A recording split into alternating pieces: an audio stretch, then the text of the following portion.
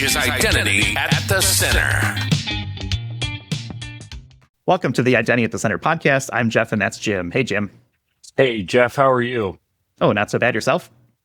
I'm doing well. The last episode, you actually gave the Banter topic, which was the 1 million downloads.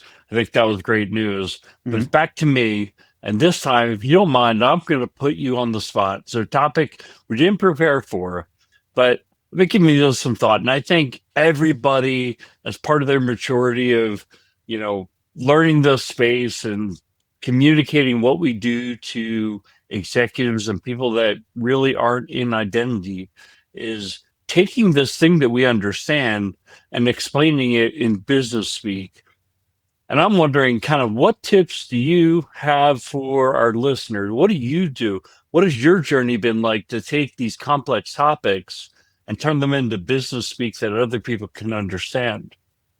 Well, I mean, there's so many topics to cover there. I think I have to break it down simply so I can understand it, first of all. So I think that helps. I don't know. I think without an example, that would probably be helpful for me to kind of say, okay, how would I approach that? I think the most important thing is knowing your audience. Who are you talking to?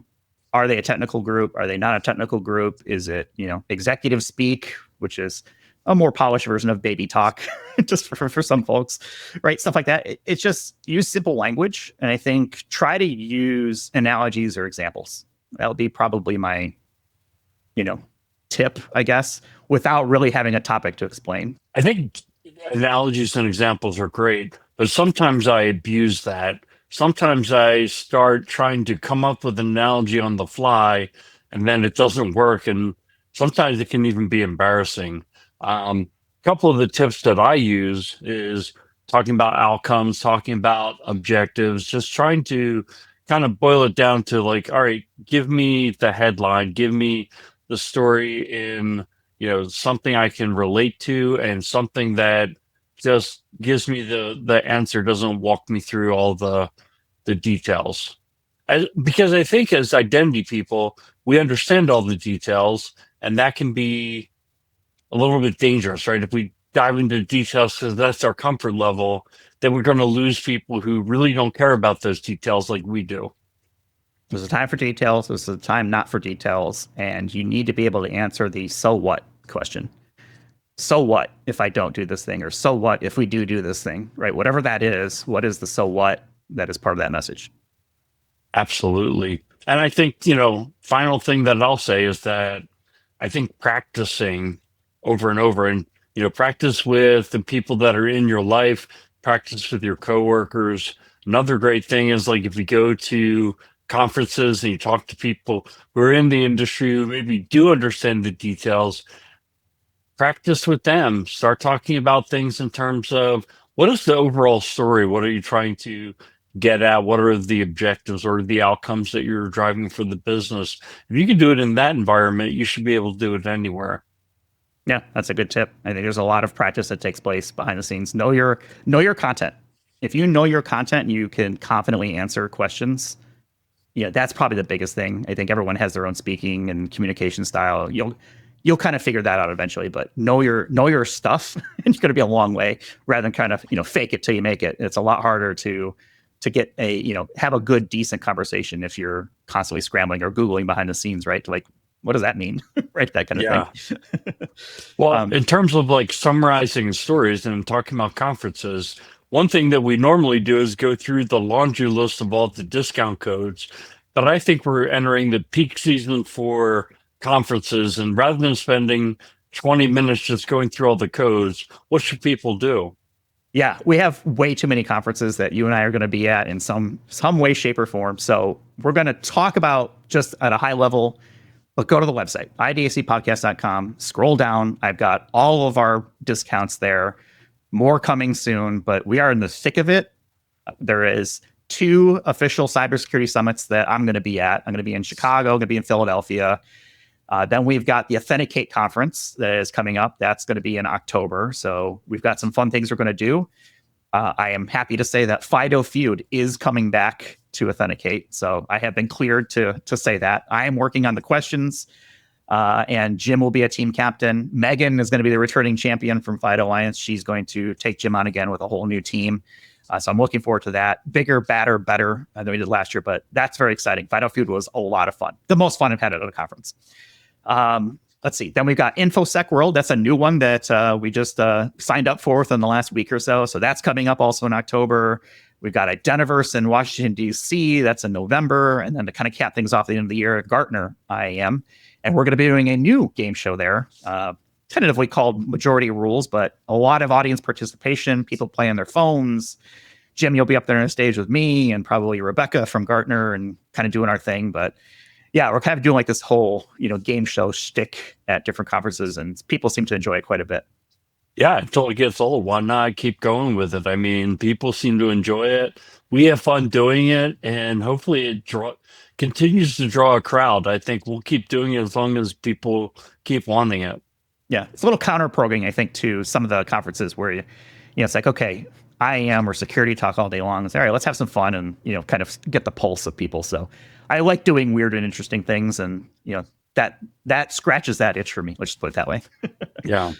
And I love what we're doing with this episode today, kind of something we started in the beginning of the year, which was to try to take other areas of cyber and talk about how they intersect with identity.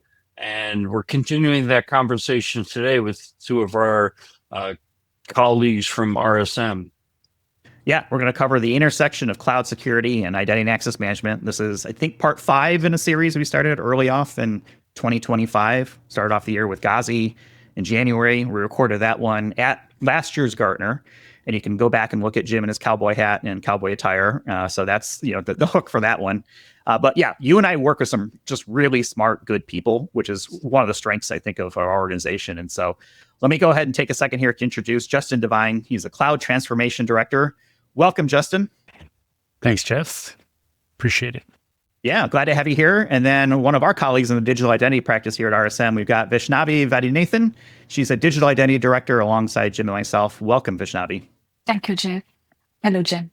All right. So we have tradition around here. First time anyone joins us, we talk about their backgrounds, how they got into identity. In this case, maybe how we got into InfoSec kind of at large. Vaishnavi, I'm going to start with you. How did you get into the wonderful world of identity and access management? Yeah. 10 years ago, I began my journey in the identity world with the basic authentication and authorization. At that time, most of the organization relied on custom-built solutions or tightly coupled identity modules with the legacy applications. My work centered on building the login workflows, directory services, moving towards the governance, identity and governance world, where automating from the manual account creation to the automated provisioning, role-based access controls, audit compliance. That's how my journey began 18 years back. And gradually, I progressed towards the privileged access management. With governance underway, the spotlight gradually shifted those days from to the high-risk accounts, administrators, privileged accounts. So I evolved my focus into the PAM area. And automated password rotation. That's where I sharpened my skills from the authentication, authorization, or access management, gradually to identity governance, then to the privileged access management. And also I have seen the journey of identity world from custom and legacy to the next gen identity solutions, heavily customized identity world, IDM systems, on-premise systems, and directory services, hard-coded role models, to the next-gen SaaS-first identity platforms. Pretty much all the key players in the market. I have been part of the evolution and the journey, adaptive authentication, passwordless. That's how my journey has been for the 18 years. That's a lot of stuff to cover. Do you have a favorite IAM technology or, IAM vertical? Like, is it IGA? Is it PAM? Is it authentication? Like, what's your favorite part of identity?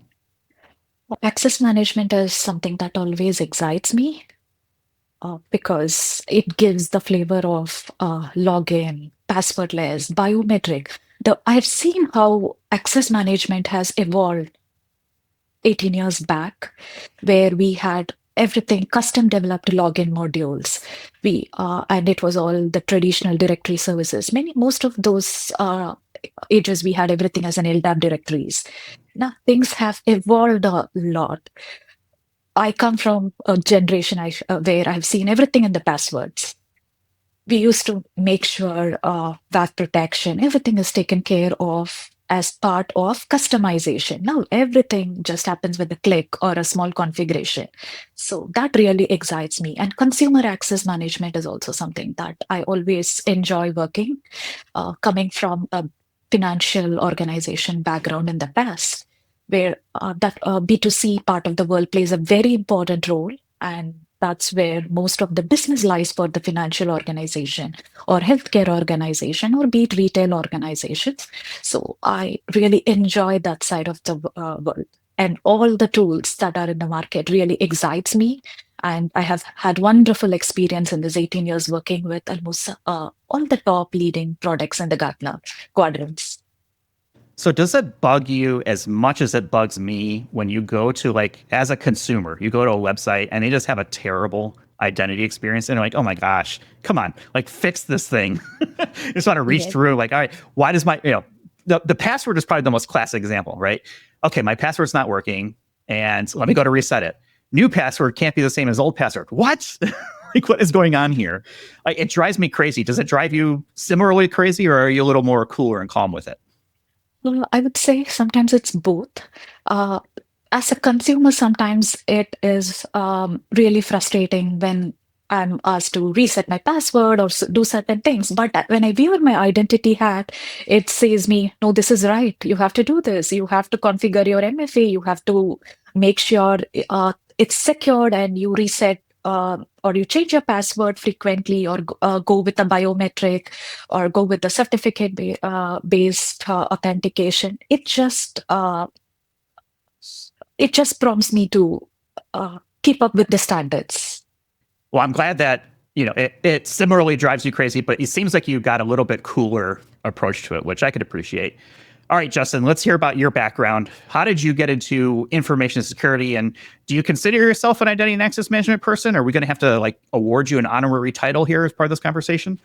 Yeah, I think you could deputize me. I guess I would say that the first time I touched identities is probably the local user accounts on the computers I used to take apart and put back together as a kid, to my parents' dismay. And then that moved on to a lot of Active Directory as I supported a lot of application implementations. And then as I got into cloud, when cloud was being born, it was about Active Directory migrations into the cloud, into other identity providers. And that now that I'm mostly involved in cloud transformations and cloud security transformations, I generally run into an interface with identity as a prerequisite or a dependency that we need to solve before we can transform some things in the cloud, before we can do migrations, things such as that. So I'm not a dyed in the wool identity pro the way Vaishnavi was. There's no way I can follow that. But I have written that email about a website that doesn't work right, and then sat in shame about writing that email, because I know it just goes to some poor person who is not gonna be able to do much with it. But it feels good to vent a little bit, right? Like, all right, fix your process. Like, this is not a good user experience. And look, the identity space is a warm, inviting place. Come on in. It's great. Jim and I have been doing this for a long time, Vaishnavi as well. So, we can start the one of us chant if we want to do that. This is why I team up with the three of you, though. It's because I know that in order to make cloud migrations and transformations go well and to keep things in the cloud secure, I need folks like yourselves who are pros to help me get into all the gory details that you were talking about at the beginning of this call, right? When you were talking about how you translate for business users. I know I need a dyed-in-the-wool identity pro like yourselves to work with to make it go well. So Vaishnavi, one of the things that Jeff and I talked about when we decided to come up with an episode to connect cloud security and identity is, what is the right approach? Is it to have your identity strategy or cloud strategy, or do the both of those at the same time to make sure they're coordinated? Seems like it's the latter, but it seems also like a lot of times those pieces kind of run separately until there's a problem or until something needs to be done about it. And then it's like, okay, well, we need to fix this. What is the approach that you recommend? Great question, Jim. Cloud and IAM are inseparable in today's enterprise because cloud amplifies both opportunity and risk, and IAM is the control plane for governing that risk while enabling business agility. That's how I look at it in simple terms, if you want me to explain it. What I can explain, like why cloud and IAM must be considered together. Cloud expands widely, and the traditional IAM was focused on primarily on employees accessing internal system, whereas cloud introduced SaaS, PaaS, IaaS, each with their own identity layer. Without central IAM, identity sprawls, policies fragment, the attackers exploit weakest links. All this actually brings in or gets embedded into the cloud migration. So according to me, we should consider both cloud and IAM together. I would call it like identity becomes the new perimeter because in cloud, there is no firewall around everything. The perimeter is what identity is. So when we think about cloud migration, we should also think about IAM together. Cloud agility definitely requires IAM agility too. When a developer spins up workloads or SaaS tool at speed, Justin can definitely add on top of this. IAM must automate the provisioning, governance, federation, MFA, and how to handle the privileged accounts like administrators and everything. And also, with cloud and IAM getting together, compliance and zero trust plays a very important role that can be definitely achieved when we think or bring in IAM flavors with the cloud. Be it we talk about GDPR, HIPAA, PCI DSS, CCP, everything that cannot go separate. It has to bring together with cloud migration. We have to bring in IAM as well. That's how I think about it. Yeah, no, that's very thoughtful. And Justin, I think the same question to you. I mean, you probably, but by the time folks are already talking to you, they're like, all right, we need to do some kind of migration to the cloud. We need to get the cloud right. Is there kind of an education process or some kind of readiness evaluation that you go through from an identity perspective? Absolutely. So generally, when I've led cloud migrations and transformations, we have kind of readiness checklists, and identities always a big part of it because I have seen multiple instances where a client, for example, wants to migrate an application. And then as they dig into it, it turns out, oh, it's using an authentication method that we haven't extended to the cloud yet. So it's definitely something you have to knock out early, right? To make sure that you have all of the capabilities you need where you're going, not just where you are. And then that often influences migration sequencing, grouping, things like that. So one thing that Vaishnavi said that I keyed on, that I really resonated with me was about the opportunity and the risk, right? And I always tell clients, you're not going to be able to keep up at the speed and scale of cloud without automation. And identity is a really great example of that because every time you're spinning something up in the cloud, you're creating identities, sometimes privileged ones. And you really need to get that under control early, or it will get out of control and you'll have a very bad time in cloud. So let's stay with that speed question real quick, because I think that is something that is so prevalent among cloud services. You're talking about services that spin up and down, sometimes within milliseconds, right? Or even shorter, nanoseconds. What are some tips that people might out there to think about? And we're not going to solve all the problems now, right? This is too much, but speed is the problem. How do we, contemplate or think about that? The most straightforward answer I can give you is leveraging automation and standardization, right? Because you can't keep up with that speed as a human. You can't You can't have an army of humans doing access reviews on or entitlement reviews on every identity in your cloud. As you said, Jeff, as identities are created, destroyed left and right, or every last thing you spin up has an identity, right? It has an identity, and that identity has privileges sometimes across your cloud. So that's probably the number one thing I would say is the quicker you can get a system in place that doesn't rely on humans double checking everything, the happier you'll be and the less of a mess you'll end up in, and the more secure you'll be overall. So this sounds an awful lot to me like orchestration and being able to say, hey, let's pull together some sort of identity infrastructure. Vaishnavi, I guess this is an area that you probably have a lot of experience with, is this kind of idea of how do we address the speed, right? We need automation. Like to Justin's point, humans, we're too slow, unfortunately. Even if we're the Usain Bolt of identity and access management, we would still be too slow. So how do we look at things like orchestration, and especially in this type of area where we're in like hybrid modes, right? So we've got on-prem AD and then Entra and then Oktas and pings and all kinds of stuff like that. How do you address that? Yeah, I can start with giving an example, Jeff.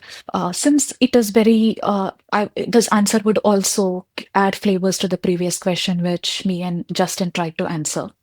I was part of one of the major cloud migration, which involved IAM concepts or IAM components as well. It was for a financial organization where they decided to lift and shift some of the critical applications into Azure and AWS. It was a conscious choice they made for both.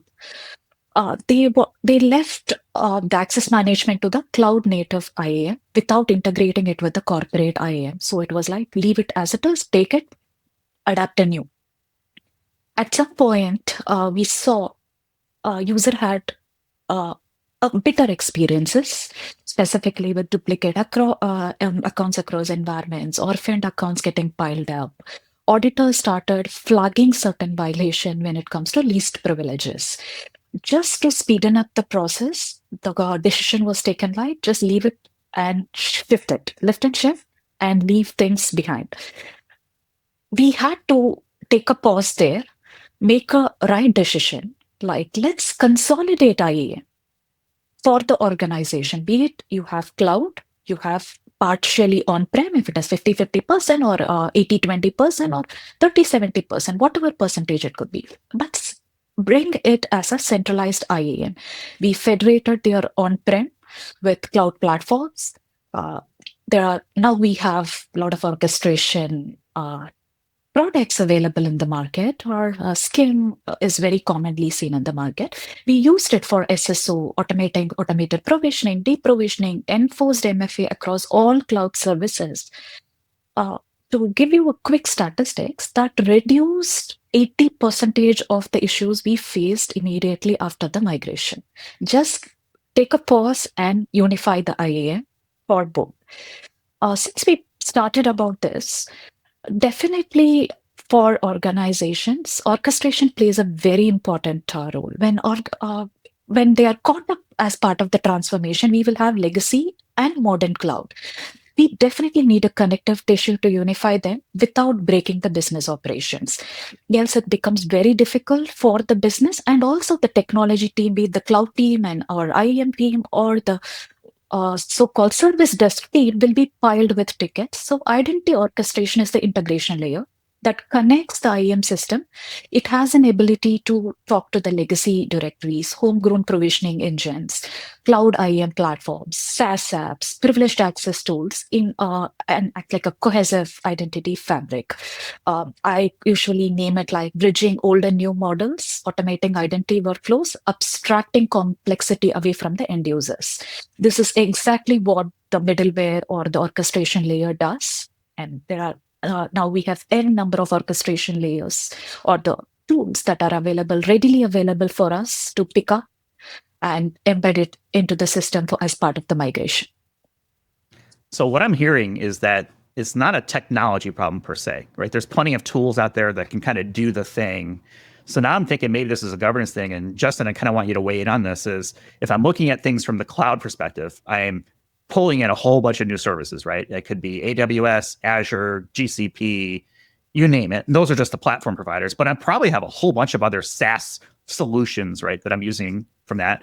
I imagine governance has to be part of this as well. Say, okay, what are the rules of the road that we're going to follow here? Are we going to agree on, yes, everything should be single sign-on through, whatever, right? Talk to me a little bit about the governance approach, because for what I got from Vaishnavi, and feel free to contradict if you want or emphasize it, is that the technology isn't the problem. There are plenty of tools that will do this. It's the people in the process that needs to come along with this as well. I mean, I think it depends on where you start, right? I've been a part of a couple cloud transformations and a couple cloud security transformations where the clients had significant legacy identity entrenched providers. I was with one client that I think had 8 or 10 authentication methods that they had let their apps use.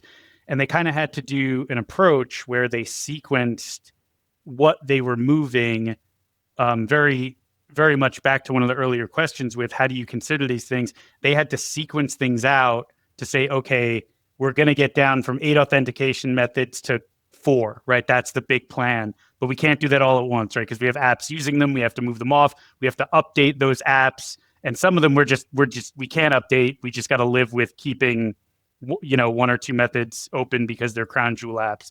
But they actually took the identity roadmap and the cloud roadmap and I helped them sequence them, right? So that they could move the apps that use the authentication methods that would be available early on.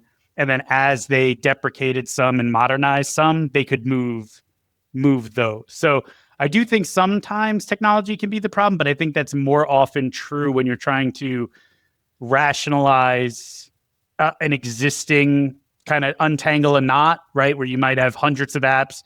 Then sometimes the tech can be an issue and you have to figure out your path forward, right? I think if you're fortunate enough to be in a greenfield, then that's less true because the tools are available, right? You just pick them up and use them and start from a nice, cleanish slate, right, from the beginning. I think it depends where you're starting is a typical consultant answer. It depends.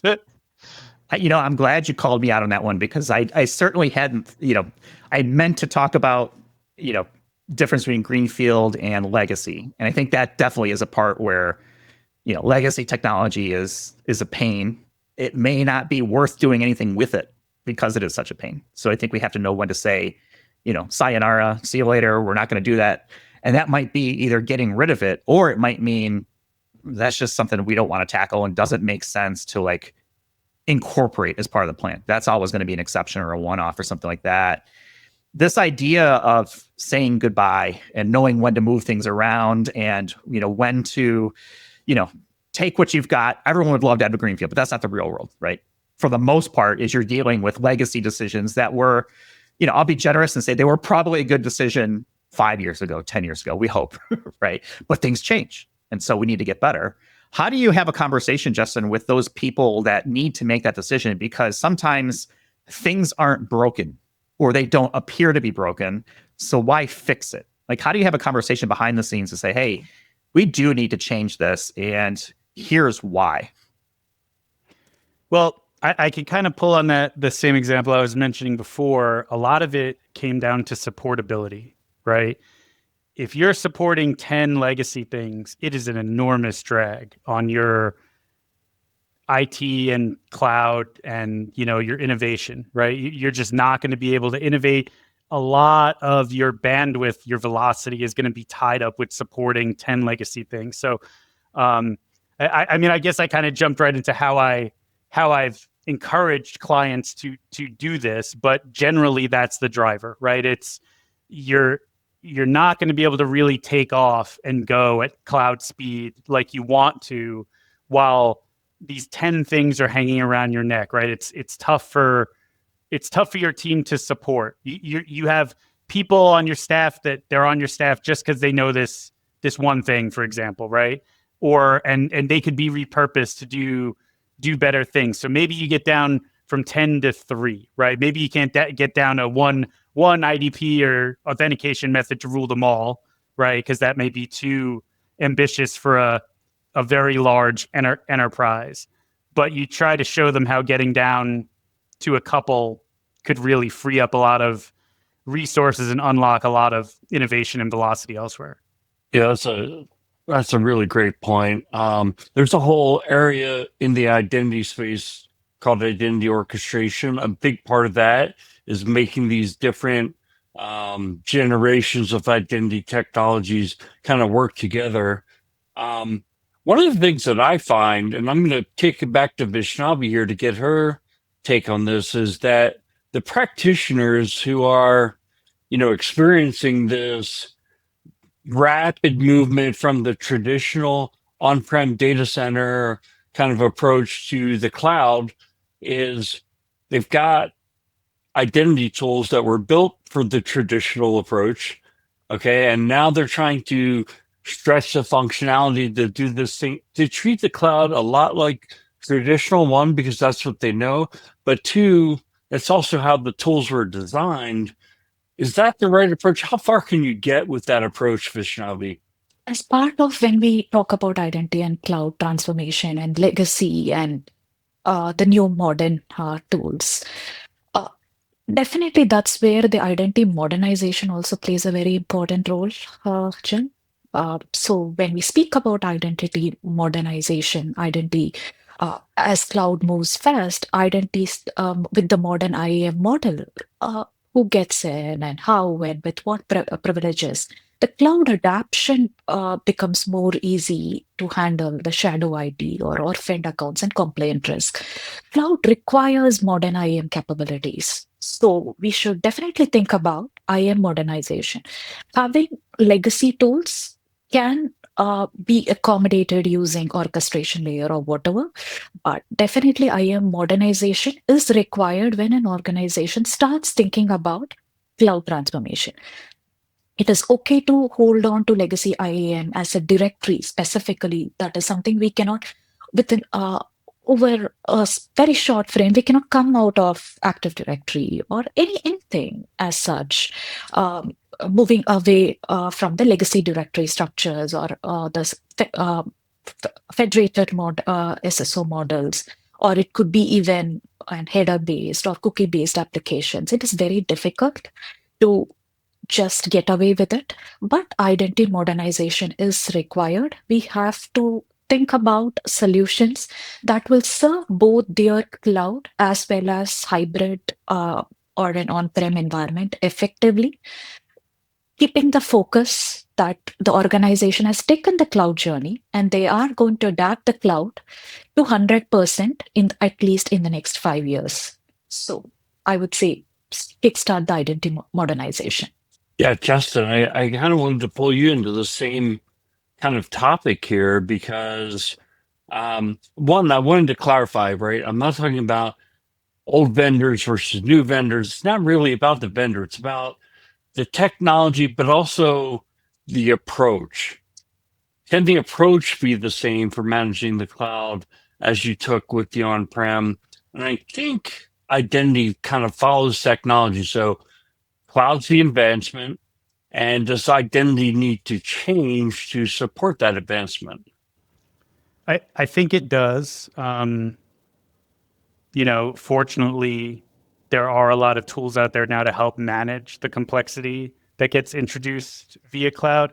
But one thing that I heard from Vaishnavi that resonated with me, and I wanted to point out, is I think the more sophisticated, the more leading edge your cloud implementation, the more important your identity becomes to have solid beforehand, right? So I was thinking about this while I was listening to her. And for example, if you're just lifting and shifting some VMs, well, the identity universe isn't that complicated. If you're in a all Terraform, all infrastructure as code, automated landing zone, subscription or account isolation, where developers have to interact with CI/CD pipelines and the pipelines touch assets and do deployments. I mean, just from how long I spoke, think about everything in that sentence having an identity, right? So what I've seen really be really important is getting your RBAC roles down in cloud is one thing that's super important, especially when you have this multi-persona cloud program, right? Where you have end users who mostly just interface through whatever endpoint the app has, like a web page, which is the most common, right? And then you have architects, engineers, developers, and they're all interacting with potentially pipelines and cloud infrastructure directly. Well, things just got a lot more complicated, right? Because you need those developers to have the roles they need to do their work, and you want to try to make that as frictionless as possible with some kind of self-service. Well, now you've got something you need to set up and manage, and hopefully the way you do that is make it as easy for them as possible without introducing risk to the organization, right? So they can move at cloud speed. Yeah, I think a lot of that resonates with me because I think every organization does some element of kind of lift and shift. And then it really becomes a matter of, okay, IAM as middleware is very infrastructure sensitive, but if you update the IP addresses and things like that, the firewall rules, generally you can get things working in that model. But when you talk about kind of re-engineering the way you manage that infrastructure, which is what I think you're getting at, and that's where, and almost every organization ends up there, right? Because it's like, you're not getting the true value of the cloud. You're just paying one bill instead of the other if you're just lifting and shifting, right? But it's when you can like optimize that infrastructure, when you can do infrastructure as code as, I know that's kind of a buzz term, but it gets to the point of we're dynamic and we're not doing things the way we did them in the old days. You need different IAM tools, right? Because all that, nothing happens without identity and access. I mean, I agree very, very enthusiastically with what you said about lifting and shifting. I call it, data center C. Like you just moved into a new data center, you're not getting the value of cloud. But if you want to introduce those more sophisticated engineering approaches, you are taking on a burden of managing them, and identity is a huge part of that. And you need to have a fulsome understanding of what you're taking on, especially from the identity perspective, to really get the ROI from that. I think one thing that I'm not sure how familiar you are with is identity security. So it's not just that all of a sudden we're calling ourselves identity security. To me, it implies something, which is that kind of this merger of cybersecurity and identity. And really, it's the incorporation of identity into a lot of cybersecurity tools. At least that's how I see it manifesting. And these tools are very data hungry. They're very data dependent, including logging dependent. I mean, primarily logging dependent, and having logs that support what they need from an identity perspective so they can start to correlate, okay, Justin Devine is in the system and he's doing all these things and that doesn't match with his normal access patterns. And maybe the SOC should look at this. And I think the next generation is going to be, maybe we need to shut off Justin's access for a little bit because his account may have been compromised. I guess what I'm getting at with that question is, I kind of feel like on the cloud side, it's kind of more easy to set up monitoring. But on the other hand, it's like the amount of monitoring that you can do and you should do is starting to explode. I'm wondering kind of what those implications are that, you're seeing today, and like, how are you advising people in terms of setting up their monitoring to kind of support everything I talked about? Well, I do think that there's a lot of truth to something that was said earlier, on the pod, which is that identity is kind of becoming the new perimeter, right? If you look at all the big hacks that take place, it's a lot easier to get in by getting a password than, going super hacker and hacking the firmware on a firewall, right? It's a lot easier to just convince someone to give you their password because they think you're from the help desk, right? And I also think that the next generation of identity tools is going to incorporate a lot of AI, and we're working on something like that right now using AI to analyze one of our clients' authentication data and provide the kind of thing you were talking about where, oh, this doesn't look right, this doesn't match the user's previous pattern. I would say in the cloud, one thing that's good is if you're using one of the major CSPs, the ability to do certain things is easier sometimes because they have those capabilities. You just flip them on, right? You say, okay, I've decided doing this is worth it, right? Like automated access reviews. I'm just thinking of some of the features in Entra or, IAM, right? For Azure and AWS respectively. So it makes it easier to kind of get started, which is a good thing.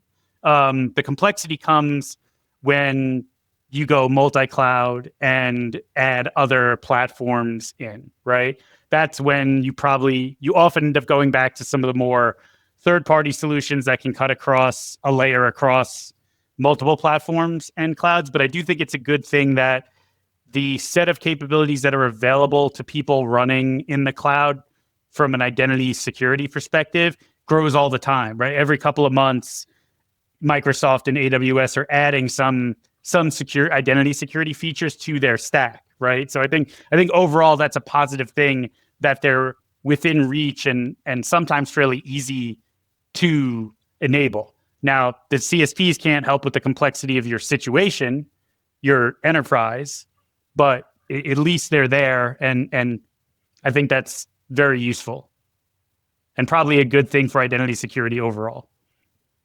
I feel like in the beginning of our conversation, we're kind of at the point where we're recommending, you should have this identity strategy and you should really put together your identity tooling and processes in advance of going to the cloud, right? So that when you go to the cloud, you can take advantage of these great things. I'm sure there's practitioners listening to the podcast right now like, yeah, wouldn't that be nice? Because probably the voice on high says, we're going to move everything to the cloud in 12 months, so get her done. And so I think it's kind of the classic dilemma. I guess my question, let me start with Vaishnavi. So is it realistic to do these things in parallel, or given that reality of the situation they just laid out, and feel free to disagree, but in that scenario, what should the practitioner do? Is it take these things on, be pragmatic, and try to do both? Yes, when an organization decides that they have to start their cloud journey, they should start thinking about identity access management as well. So make a decision. I would look at it, or I would recommend, this is how I have been recommending my customers. When cloud transformation has to happen, think about identity transformation. Start the identity transformation little earlier. Decide on how your identity fabric has to be, how your data, where your identity data sits, how it is going to be in future, how is your application landscape, how are the application currently secured, be it authentication or authorization. They will be definitely having a fine grain authorization or a coarse grain authorization. It could be a custom authorization. However it is, think about all this. How is the privileged access? Then start the journey. I would call it more like a foundational cloud IAM approach. When we start with the cloud journey, the foundational cloud IAM also should dig in, be it federation, MFA, RBAC. I'm not talking about ABAC at this time. Just think about the RBAC and least privileges, segregation of duties, lifecycle automation. These are the foundational cloud IAM that will make the cloud journey more successful. Then we can talk about advanced cloud IAM approach like just in time, conditional access policies, service accounts, and API key management. Because many times we do not speak about API key management, but Justin would agree to this. When we speak about cloud, API plays a very important role. API key management has to be taken care of. So with advanced cloud IAM API key management is very important. Service accounts, then most importantly, continuous monitoring and analytics. The next level I would say is cloud governance and compliance layer. This is adding on top of what Justin also spoke about. That's why I wanted to bring this. This is how the three stages of transformation. When we speak about cloud governance and compliance layer, that's where our access review, certifications, compliance mapping, and the commonly heard term now is CIEM, Cloud Entitlement Management. That comes in as part of the cloud governance and compliance layer. When we are able to achieve all this, our design is zero trust. So cloud and IAM can be called or encapsulated under the perfect zero trust model. This is how I recommend. So, Justin, I kind of feel like sometimes people feel like IAM consultants or consultants in general are living in their ivory towers and cannot get pragmatic. I don't buy that. I think we are very pragmatic. The practitioners who listen to this podcast are the ultimate pragmatists because they're living these unrealistic expectations for identity and for cloud. So kind of same question to you. You get thrown in this situation like, all right, we've been underinvested in identity, but we need to get to the cloud in 12 months. Can you do both? So, I mean, I have real world experience in this situation, right? Where the CIO is saying, we got to get this app to cloud by, 2026, right? And, but it requires an identity update. So I would say, I think everyone in IT has had this situation before where someone's asking you to do something. And the truth of the matter is you're going to create tech debt if you do it the way you'll need to do it to meet the timeline, right? To me, there's two ways to handle this. The first is be upfront about the tech debt. Don't bury it. Make sure that the people asking you to get things done by a certain date are aware of what the tech debt they're going to incur and the costs, and the challenges that that's going to create. That's number one, right? Because sometimes when the boss says you got to get it there by 2026 because the data center is shutting down, sometimes you got to do it. Sometimes you can't make everything perfect before you move everything. That's just the reality. And I've seen trying to make everything perfect and perfectly clean before moving to the cloud, like completely stall and cause failed cloud transformations. The other piece of advice I would have is don't make your life hard. Don't pick the app that needs 4 authentication providers, 2 MFA providers, and a bunch of other IAM words that I can't pull off the top of my head, but Vaishnavi and you two could. Don't pick that app early. You're just setting yourself up for pain. Maybe, pick apps early in your cloud journey where the authentication and the IAM support you need is already in the cloud, and you can just flip on those switches. And then, like Vaishnavi said, hopefully, if you started thinking about IAM early, you have 2 product roadmaps running in parallel, and one's ahead of the other, right? And you're adding this feature, and then you say, okay, we added that feature. That means we can move apps 7, 12, and 13, which we couldn't before we added that capability. But it really comes down to tell the truth about tech debt and don't make your life hard. Pick good pilots and pick good sequencing in your cloud journey to make your life easy and learn as you go. Don't take on the, your crown jewel app that will bring down the enterprise if something goes wrong as your first cloud migration. Well, you're taking all the fun out of this, Justin. I mean, come on. Whereas, no guts, no glory. What if the crown jewel app is the one that has to move? I have been told that. Right. You have to get it done. You just kind of deal with it. Right. All right. Last question for both of you. And Justin, I'm going to stay with you, and I'm going to give Vaishnavi the final word after you're done. But let's make this actionable for people who are out there. What can people be doing over the next 60, 90 days? Let's say the next quarter, whatever that looks like.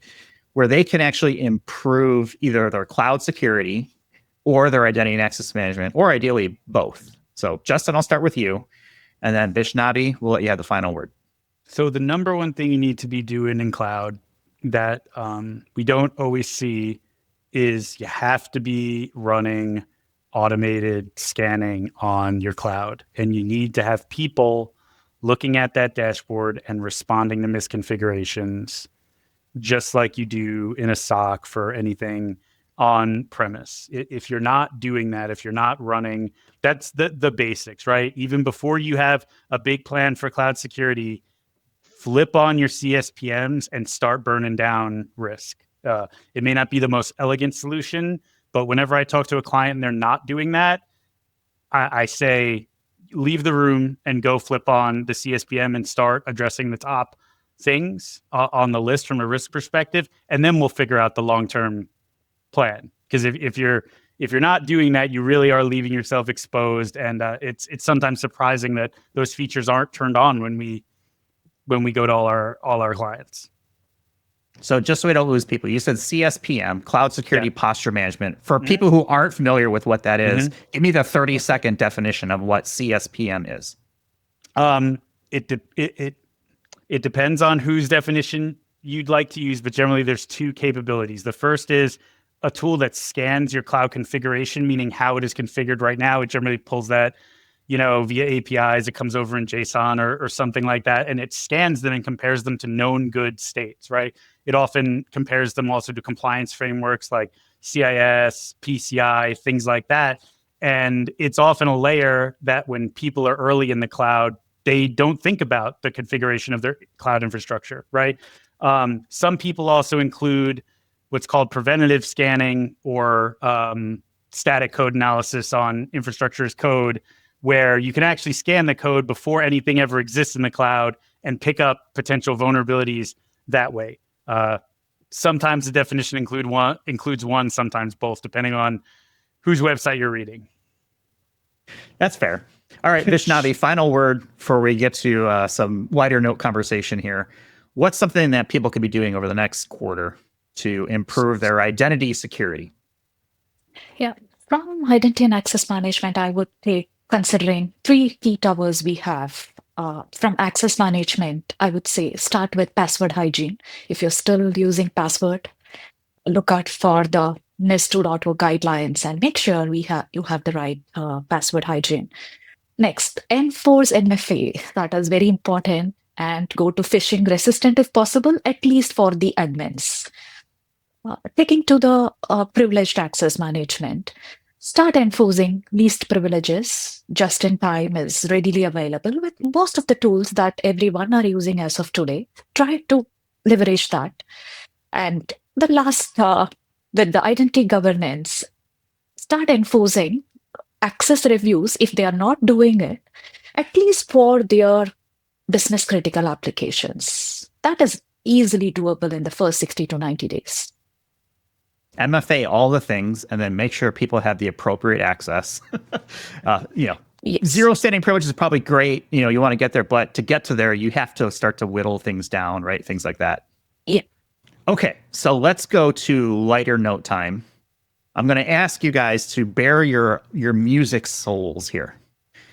And Justin, you've had a little bit more time to think about this. So as you're kind of thinking here, what is the last song that you added to a playlist, to your music library, whether that be Spotify or Apple or whatever it may be? What's the last song you added? Well, as you might have noticed, all the things behind me are music based. So I'm kind of a music junkie. So I'm always adding stuff. I think the last thing I added was the new album from The National. If you're familiar with that band, they're one of my favorite bands. And I think right before that, I added the new Tyler, the Creator album. So as you can tell, my tastes are extremely diverse. So I'm always adding things, but those are two of the more recent things I can remember adding. Oh, and then the new Chance the Rapper came out recently, and I think I added that too. Okay, all right, that's a pretty healthy mix there. Vaishnavi, how about yourself? What's the last song or album that you added in? I just took the latest 2025 and I added the top 25 list was there. That is what I've started just recently. A few weeks back, I added, and espresso is something that I liked it, and I think one of the girls is something that I've been constantly hearing it. Okay, These so are I'm not something. familiar with either of those artists. What's the style of music that is? Uh, I think both are kind of, it's a mixed feel. I get it. It's not a particular genre. At least I could relate it to. Uh, it's more of a very happy kind of it. Okay, kind of like a pop type music type, Yeah. uplifting, Yes. feel good. Yes. And Okay. I'm more of an instrument person, so I go with a lot of classical genres. I try to hear instruments because I feel I relate more with instruments rather than the words. Okay, that's interesting. So I'm similar, except more on the electronic music side of things. I prefer electronic music. Jim, how about you? What's the last song or artist or album that you added to a playlist or your library? So I wouldn't have mentioned two. So I'll give you the last one. And a little backstory is there was a couple of years ago, I thought, okay, now I'm in my library, I have every song I like. The only time I'll add songs from here on out are new songs that come out that I like. But I still like, you'll be in Applebee's or Chili's or something like that and hear a song. It's like, oh my God, I haven't heard that song in so long. And this one was Still the One by Orleans. So I added it. All right. But here's one for you, Jeff, because I know that you're a grunge guy. Yellow Ledbetter by Pearl Jam. How was that not already there, man? Come on, that's sacrilege. Well, no, I'm thinking it probably was, but maybe, a lot of times there's like 10 versions on Apple Music. I am an Apple guy. But here, I want you to do this, Jeff. I want you to listen to that song in your car, cranked up, and I want you to put the words on your phone. So you're like looking at the words and you're thinking to yourself, how did Eddie Vedder look at these words and come up with this way to sing them? Like he's some kind of musical genius that I just could never think like that. I mean, he is obviously blessed with that voice, but he's also a musical genius to take those lyrics and like figure out how to sing them that way. Like it's off the charts. Well, it's like saying what rhymes with orange, and then Eminem goes off and names like 8 different words that he would do with that. So definitely a skill and a talent. I think, all right, so let me do I'm going to do 3 just because, I'm the one who called the shot. So Go by the Chemical Brothers. I've been on a Chemical Brothers kick recently. They've been around for a long time, but Go has been a good one. I'm looking at my Spotify right now. Nobody's Real by Power Man 5000. So now we're, stretching genres a little bit. And then a cover that I discovered recently that I enjoyed of Like a Prayer by a band called Dogma. So it's kind of like a rock goth version of Like a Prayer from Madonna. You might actually like that, Jim. So those are my Probably. 3. Yeah.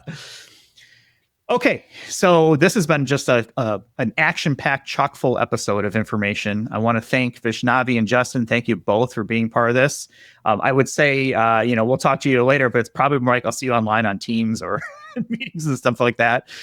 So we'll leave it there for this week. I'm going to have a bunch of links in our show notes for people to check out. So both Justin and Vaishnavi's LinkedIn profiles. So spruce those up. Go out. Feel free to connect. Either share stories on identity or cloud or be polite around musical tastes, right? Things like that, suggestions, etc. And you can always connect with Jim and I on LinkedIn. And I think that's it. So don't forget, the website has all discount codes, all kinds of stuff. I'm constantly updating it. There's just too many to list right now, but idacpodcast.com. Like and subscribe and do all that fun stuff to help us get great guests, as it's easy for me to say, like Justin and Vaishnavi. And we'll go ahead and leave it there for this week. Thanks, everyone, for watching and or listening, and we'll talk with you all in the next one. You've been listening to Identity at the Center.